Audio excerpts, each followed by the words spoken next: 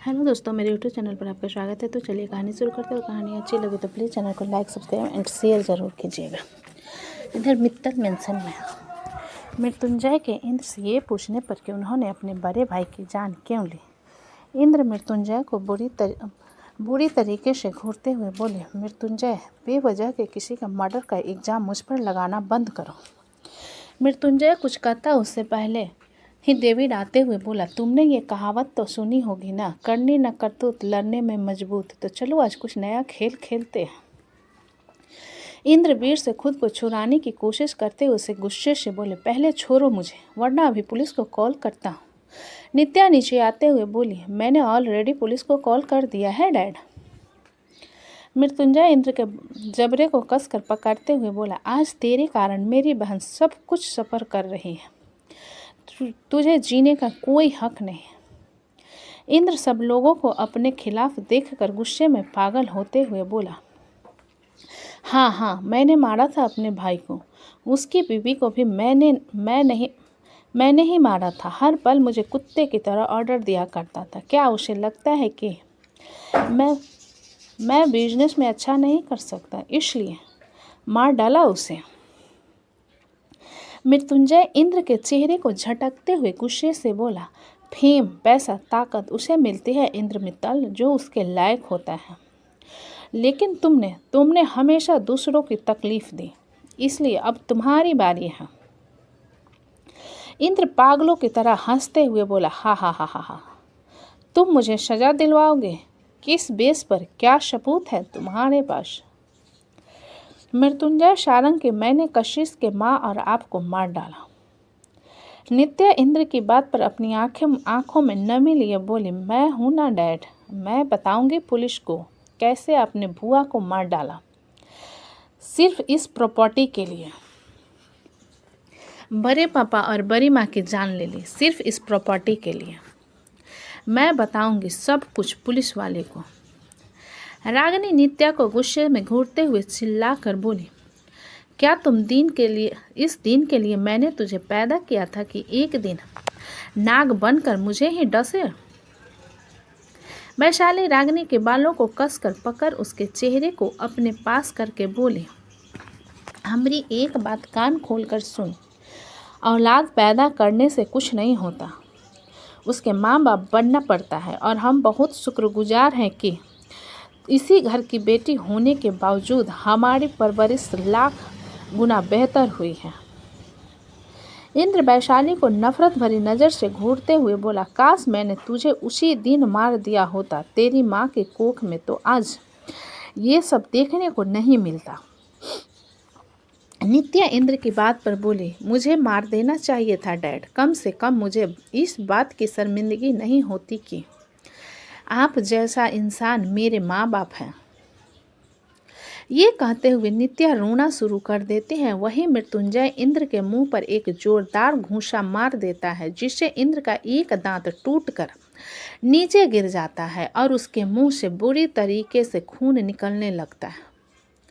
मृत्युंजय इंद्र के जबड़े को कसकर पकड़ अपने दांत पीसते हुए बोला, जी तो चाहता है अभी सच में तुझे जान से मार दूं, और मैं यही करूंगा, लेकिन बस थोड़ा वेट कर, तेरे उस चमचे को भी तेरे साथ भेज रहा हूं, और जो तूने बुआ और शहाना दी के साथ किया था ना, उसका हिसाब भी बराबर करना है। इंद्र की आंखों के सामने तारे नाच रहे थे। उसे तो मृत्युंजय की कोई बात ही समझ नहीं आ रही थी। उसके कान में बस घंटियां बज रही थी, जैसे वो बहरा हो गया हो। रागिनी अपने पति की हालत देख गुस्से में चीखते हुए मृत्युंजय से बोले, जैसे आज तुमने मेरे पति की हालत की है ना, अगर एक दिन मैं तुम्हारे परिवार की वो हालत ना किया तो मेरा नाम भी रागिनी। वैशाली ने रागिनी के हाथ को मोड़ दिया था, जिस कारण उसकी चीख निकल गई थी। वैशाली रागिनी के हाथ को मजबूती से मोड़ते हुए शौर्य से बोली, नित्या को यहाँ से लेकर जाओ। नित्या वैशाली के हाथ को पकड़ते हुए बोली, प्लीज़ दीदी, मुझे नहीं जाना। वैशाली नित्या को घूर कर बोली, हमने कहा ना, जाओ यहाँ से, हमारे काम के वक्त में हमको इमोशनल ड्रामा बिल्कुल नहीं पसंद। रागिनी नित्या की तरफ देखते हुए इमोशनल टोन में बोली, नित्या, मैं तुम्हारी मॉम हूँ बेटा, तुम इस तरीके से हमें छोड़कर कैसे जा सकती हो, वो भी इन हैवानों के हाथों। वैशाली रागिनी के बाल को और कस के पकड़ते हुए बोली, साली, आज बहुत ममता जग रही है, और उस दिन कहाँ थी वो ममता जब तुम्हारा पति इसके गाल पर तमाचा जल रहा था, बुखार से 2 दिन 3 दिन बिस्तर पर पड़ी रहती थी और मम्मा पापा बोलकर चिल्लाती थी, तब कहाँ पे ऐश करने जाती थी बता। रागिनी वैशाली को घूरते हुए बोली, ये हमारे घर का मामला है। वैशाली रागिनी को छोड़कर मृत्युंजय की तरफ देखते हुए बोले, हमारा पति इस प्रॉपर्टी को हमरे नाम कर देगा ना। मृत्युंजय वैशाली के सवाल पर उसे घूरते हुए बोला, तुम सच में पैसों की लालची हो यार। वैशाली अपने दांत पीस कर बोली, हमको आपका लेक्चर नहीं सुनना, हमको ये सुनना है कि हमारा पति इन सारी प्रॉपर्टी को हमारा नाम कर सकता है या फिर नहीं। मृत्युंजय अपनी आंखें छोटी करके बोला, मित्तल खानदान के प्रॉपर्टी का 10% ऑलरेडी तुम्हारा नाम पर है, और क्या चाहिए तुम्हें। वैशाली कैलकुलेट करते हुए बोली, मित्तल खानदान की कंपनी 500 करोड़ की है और ये घर 100 करोड़ का, जमीन जायदाद मिलकर 200 करोड़ का, मतलब कुल मिलाकर 800 करोड़ का 10% मतलब 80 करोड़। ये तो हमारे पति के धूल बराबर भी नहीं है। मृत्युंजय गहरी सांस लेकर बोला, फाइन, अपने पति से बात कर लेना। तभी वहाँ पर पुलिस आ जाती है। पुलिस को देखते ही इंद्र वीर से छूटने की कोशिश करते हुए उसके पैर पर लात मारता है और जल्दी से उसकी गन को उठा लेता है। ये देखकर वैशाली अपने गन को मजबूती से पकड़े वीर से बोली, तुमको साला एक काम दिया था, वो भी ठीक से नहीं हो सकता ना। रागिनी इंद्र की तरफ देखते हुए बोली, जल्दी से इस वैशाली को गोली मारो, सबसे पहले इसे ही मारो। इंद्र रागिनी की बात पर हंसते हुए उसकी तरफ गन पॉइंट करके बोला, हा, नहीं, तुझे गोली मारूंगा, क्योंकि जब से तुम मेरी ज़िंदगी में आई है मेरी ज़िंदगी तबाह करके रखी है। ये सुनकर सभी लोग हैरान हो जाते हैं। यही रागिनी इंद्र को हैरानी से देखते हुए बोली, इंद्र, तुम क्या कर रहे हो? मैंने हर चीज़ में तुम्हारा साथ दिया है, तुम मुझे मारना चाहते हो? इंद्र पागलों की तरह हंसते हुए बोला, हा, तेरे कारण ही मैंने अपने भाई और भाभी को मारा, मैं तुझे मार डालूंगा, मैं तुझे छोड़ूंगा नहीं। इतना कहकर इंद्र 2 गोली रागिनी पर चला देता है। नित्या ये देखकर डर से चिल्ला उठती है। भले ही माता पिता कैसे हो, लेकिन एक बच्चे के लिए वो उनकी पूरी दुनिया होते हैं। वैशाली आगे बढ़कर नित्या की आंखों पर हाथ रखते हुए उसे अपने सीने से लगा लेती है तो वैशाली को गले लगाकर नित्या जोर जोर से रोने लगती है।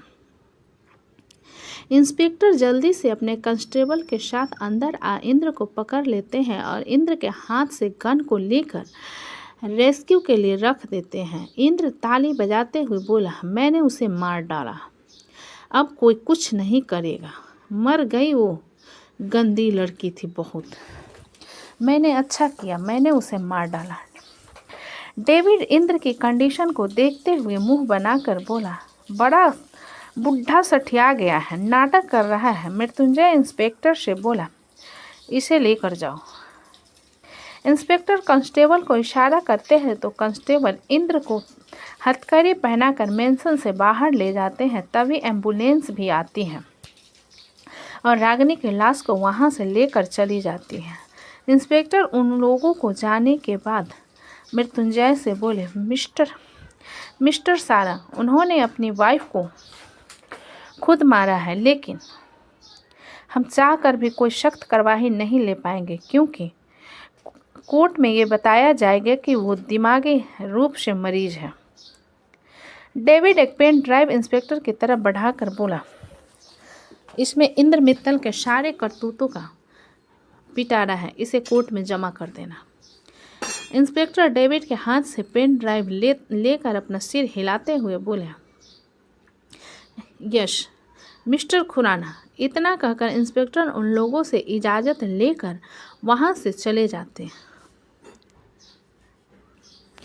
मृत्युंजय किसी गहरी सोच में खो गया था। उसे खोया हुआ देखकर डेविड उसकी तरफ देखते हुए बोला, क्या आप जो सोच रहे हो वही करना है?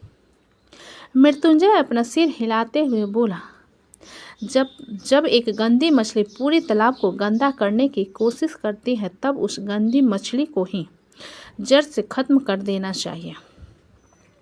नित्या रोते हुए बेहोश हो जाती है तो शौर्य जल्दी से उसे पकड़ लेता है और सोफे पर लेटा देता है। वैशाली नित्या के सुर्ख पड़ चुके चेहरे को देखते हुए बोली, माँ के जाने पर इतने दुखी और जब बाप मरेगा तब। मृत्युंजय वैशाली की बात को सुन उसे देखते हुए बोला, अब तुम किसी भी खतरे को अपने सिर नहीं लोगी। ये सुन वैशाली मृत्युंजय को देखते हुए बोली, अब हमारा कोई दुश्मन ही नहीं है। मृत्युंजय वैशाली की बात पर उसके सिर को थपथपा कर बोला, अब ज़्यादा गुंडागर्दी मत करो वरना तुम्हारा बच्चा भी वही सीखेगा। फिर मुझे मत कहना कि वो बहुत बदतमीज है। वैशाली मृत्युंजय की बात पर मुंह बना कर बोली, हमारा पति बहुत सीधा है और हमारा बच्चा भी वैसा रहेगा। यह सुन मृत्युंजय वीर की तरफ देखते हुए बोला, आज तो हमने मुझे कॉल करके बुला लिया, दोबारा अगर ये गुंडी कहीं जाने के लिए कहेगी तो जाने की ज़रूरत नहीं है। वीर थोड़ा झिझकते हुए बोला, मैं आपकी बात समझ तो गया, लेकिन उनका क्या करना है? मृत्युंजय कंफ्यूज होकर बोला, किनका क्या करना है और कौन बचा है? वीर वैशाली की तरफ देखने लगता है तो वैशाली इधर उधर देखने लगती है, जिसे देखते हुए मृत्युंजय सख्त आवाज़ में कहता है, वैशाली और क्या तमाशा किया है तुमने? मृत्युंजय की गुस्से भरी आवाज़ पर वैशाली उसे देखते हुए बोली, हमारी गलती नहीं है, वो बुआ सासू बहुत ज़्यादा बोल रही थी इसलिए बस उनको ठिकाने लगा दिया। मृत्युंजय अपनी आंखें बड़ी करके बोला, तुम पागल हो गई हो क्या? अगर इस बारे में दादू और दादी को पता चला तो तुम्हारे लिए दिक्कत होगी। वैशाली मृत्युंजय की बात पर मुंह बनाते हुए बोली, क्या दिक्कत होगी? हमको कोठे वाली कहा उसने, हम ऐसे ही छोड़ देंगे का उसको? डेविड वैशाली की बात पर उसे देखते हुए बोला, और मेरे नाक के पीछे से तुमने उस बुढ़िया को किडनैप कैसे करवा दिया? तुम्हारी 50 आंखें हैं का जो सब तरफ देखत फिरत हो? वैशाली ने डेविड को घूर कर कहा। रौनक उन लोगों के बीच में आते हुए बोला, मैंने बॉस को कॉल करके सब कुछ बता दिया है और वो लोग स्विट्जरलैंड से निकल चुके हैं। रौनक की बात सुन वैशाली मृत्युंजय से बोली, हम अपनी बहन को ले जा सकते हैं ना? ये सुन मृत्युंजय उसे देखते हुए बोला, तुम्हें बहुत प्यार आ रहा है अपनी सौतेली बहन पर। वैशाली कुछ सोच कर बोली, काहे कि हमको माँ और बाप का प्यार नहीं मिला। नित्या के पास सब कुछ थे लेकिन फिर भी उसको नहीं मिला, इसलिए हमको हम दोनों का कंडीशन एक जैसा लगत है। मृत्युंजय वैशाली की बात पर डेविड से बोला बुआ को लेकर आओ और वहाँ हाँ ख्याल रहे घर में आकर बिल्कुल भी जुबान ना खोले वो। डेविड अपना सिर हिला देता है, तभी वीर का फ़ोन बजने लगता है। वीर अपना फ़ोन निकाल कर देखता है जिसमें उसके बॉडीगार्ड का कॉल आ रहा था। वीर कॉल अटेंड करते हुए बोला, हेलो क्या हुआ? दूसरी तरफ से बॉडीगार्ड उसे कुछ बताता है, जिसे सुन वीर ओके कहकर कॉल कट कर देता है। वीर के चेहरे पर परेशानी साफ नजर आ रही थी, जिसे देखते हुए वैशाली बोली, क्या हो गया? तुम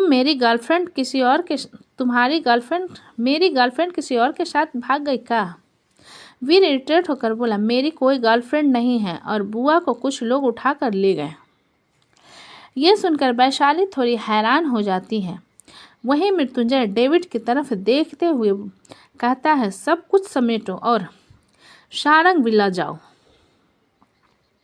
वैशाली मृत्युंजय की बात पर बोले, हमको तो 100% यही लगता है कि बुआ सासू घर गई होगी। वैशाली की बात सुन मृत्युंजय अपना फ़ोन निकाल शेख को कॉल करता है। दूसरी तरफ से शेख कॉल अटेंड करते हुए बोला, यस बॉस।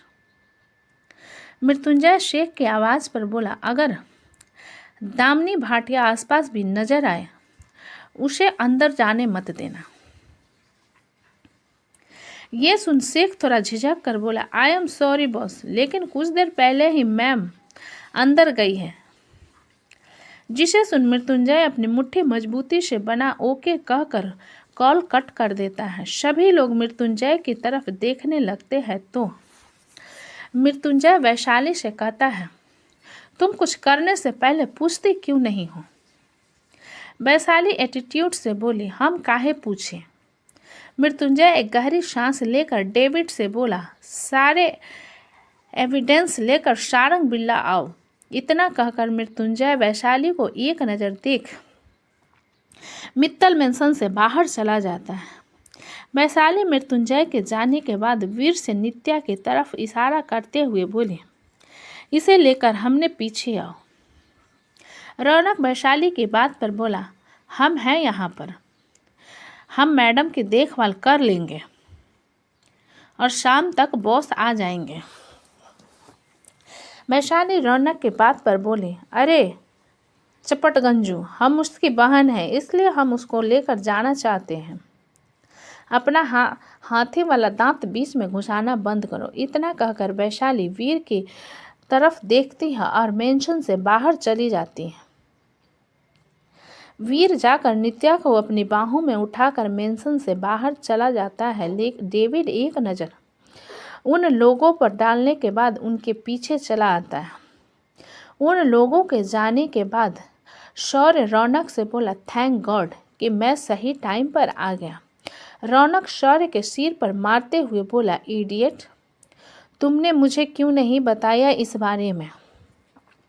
शौर्य रौनक की बात पर मुंह बनाते हुए बोला, आपको आपके काम से फुर्सत मिले तब जाकर आप किसी पर ध्यान दोगे, इसलिए मैंने आपको कुछ नहीं बताया। अब तो मुझे नित्या की फिक्र हो रही है।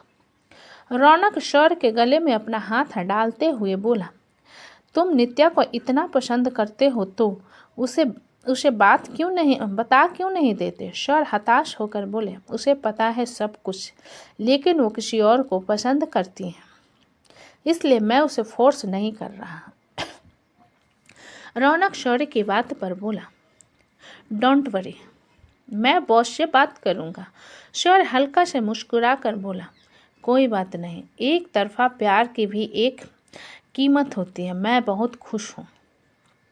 ये सुनकर रौनक कंफ्यूज होकर बोला, एक तरफा प्यार की कोई कीमत नहीं होती। शौर्य रौनक से दूर हो जाते हुए बोला, जब प्यार करोगे ना तब पता चलेगा कि एक तरफा प्यार में भी एक अलग सा सुकून है।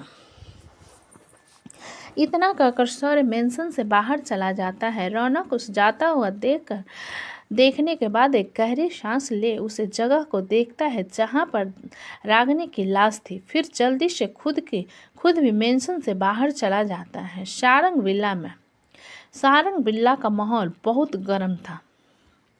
महक बार बार दरवाजे की तरफ देख रही थी और दामिनी के चेहरे पर थप्पड़ों के निशान थे, जिस कारण उसका पूरा चेहरा सूजन हो गया था और वो बिना किसी भाव के सोफे पर बैठी हुई थी। सावित्री जी दामिनी को देखते हुए बोली, दामिनी, कुछ बताओ तो सही, तुम जब से आई हो बस चुपचाप बैठी हुई हो। दामिनी सावित्री जी की बात का कोई जवाब नहीं देती। ये देख रविंद्रनाथ जी दामिनी से बोले, मौन व्रत धारण कर रखा है क्या? बोल तो सही, तुम्हारी हालत किसने की ऐसी? शिवराज भी दामिनी से बोला, दीदी बताओ तो सही, किसने किया ये सब? विप्लव दामिनी को गौर से देखते हुए विकल्प से धीरे से बोला, इनके गाल तो ऐसे सूजे हुए हैं जैसे लाल पूरी पककर दिखता है।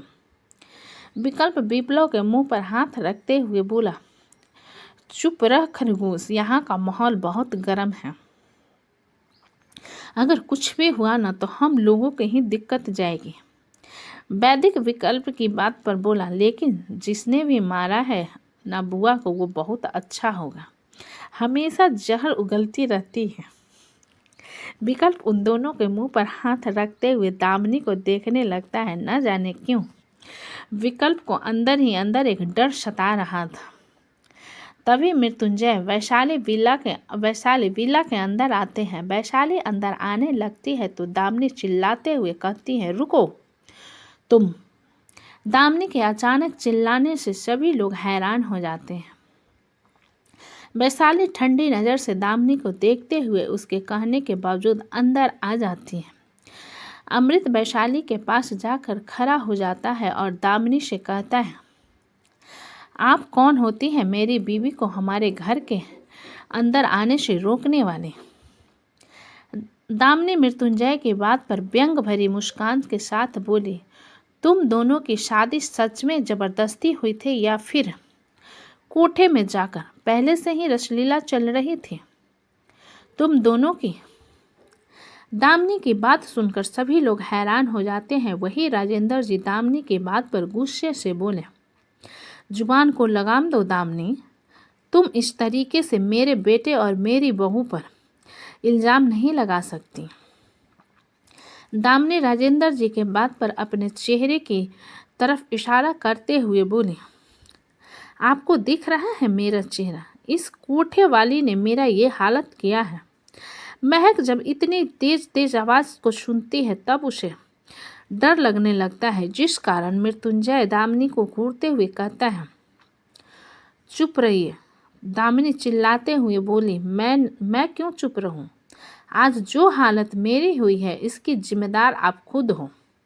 मृत्युंजय ये उसकी बात को बीच में काटकर गुस्से से कहा। दामिनी रविंद्रनाथ जी की तरफ देखते हुए बोली, पापा आप देख रहे हैं अपने इस पोते को इस प्रोस्टिट्यूट के लिए मुझे बहस कर रहा है।